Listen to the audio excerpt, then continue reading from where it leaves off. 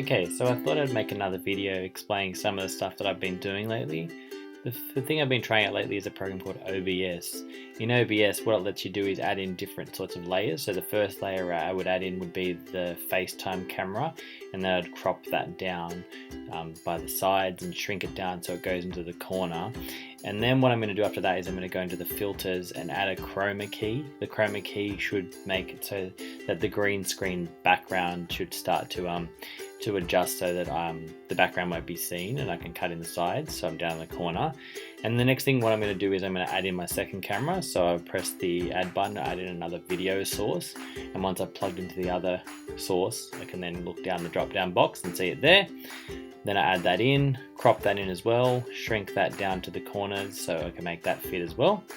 And the thing I'm going to do differently now is I'm going to add in a window capture. What that's going to do is that's going to be able to add in the PowerPoint presentation that I've made that goes with this activity as well. And so when I drag the files down in different layers, now that's behind the back of it. Shrink that down or make it bigger to make that fit in the right spot. And after I do that, because this lesson involves using a calculator, I've then gone through another window capture, and then found a calculator app that I can use. Then I add that into the fourth layer, so the calculator's up in the corner.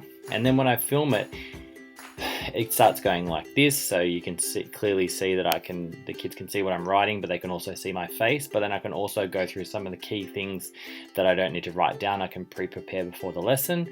I can go through some of the big, more table stuff that I wouldn't be able to write down easily. And then when I get to like the parts where I need the calculator, the kids can see what I'm typing in, and then I can write that down immediately after I've finished it. And then I go through and make sure it's all edited properly, and then I try to send it out to the kids. I guess with all the bad parts of lockdown, you've got to try to find some positives out of it, and if learning this new tech stuff is what it's going to be, then I guess there's something good to come out of it.